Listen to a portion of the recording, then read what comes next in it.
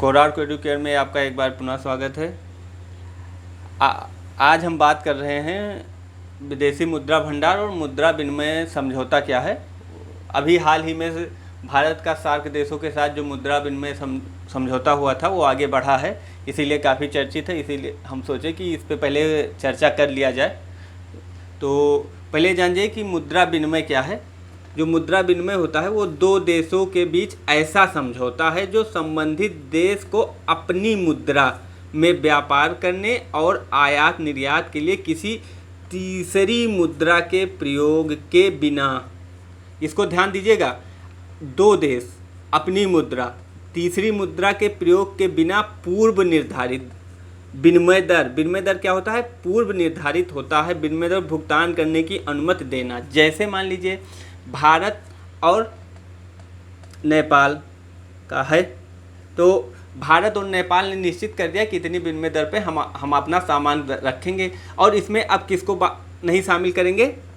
Dollar को, मान लीजिए जो अंतर्राष्ट्रीय मुद्रा का मानक है, इसको शामिल नहीं करेंगे। जब ये दोनों देश अपनी मुद्रा में कोई समझौता करें और अपनी मुद्रा को ही आदान प्रदान करें तो उसको क्या कहा जाएगा? मुद्रा विनिमय समझौता। दो देशों के बीच ऐसा समझौता जो संबंधित देश को अपनी मुद्रा में व्यापार करने और आयात निर्यात के लिए किसी तीसरी मुद्रा के प्रयोग के बिना पूर्व निर्धारित विनिमय दर पर, याद रखिएगा, पूर्व निर्धारित विनिमय दर पर भुगतान करने की अनुमति देता है।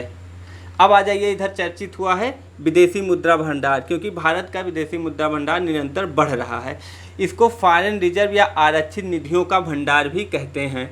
ये क्या है? आरक्षित निधियों का भंडार। इसमें शामिल क्या क्या होता है ये जरूर पूछा जाता है।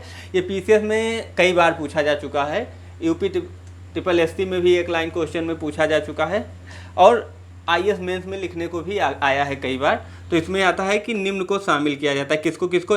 विदेशी परिसंपत्तियों को शामिल किया जाता है, अर्थात सरकार के स्वामित्व वाली विदेशी परिसंपत्तियों को। दूसरा स्वर्ण भंडार जो होता है, और तीसरा आईएमएफ के पास जो रिजर्व कोष रखा जाता है, और चौथा क्या? विशेष आहरण अधिकार। ये कुछ प्रतिभूतियाँ और कुछ उनका अपना अधिकार होता है। अच्छा, ये इसका ध्यान रखिएगा कि इसका प्रबंधन किसके पास रहता है? RBI, reserve bank of India. ये सवाल पूछा जाता है और पूछा गया है कि विदेशी मुद्रा भंडार का नियमन या उसकी निगरानी या उसका रखरखाव कौन करता है? तो वो आरबीआई करता है। इसमें शामिल क्या क्या होती हैं? विदेशी परिसंपत्तियां, स्वर्ण भंडार, आईएमएफ के पास रिजर्व कोष और विशेष आहरण अधिकार।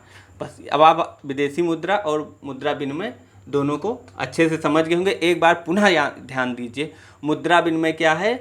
अपनी मुद्रा में, क्या? दो देशों की अपनी मुद्रा में व्यापार करना, आयात और निर्यात करना, तीसरी मुद्रा को उपयोग के बिना, पूर्व निर्धारित विनिमय दर पर। फिर उसके बाद विदेशी मुद्रा भंडार क्या है?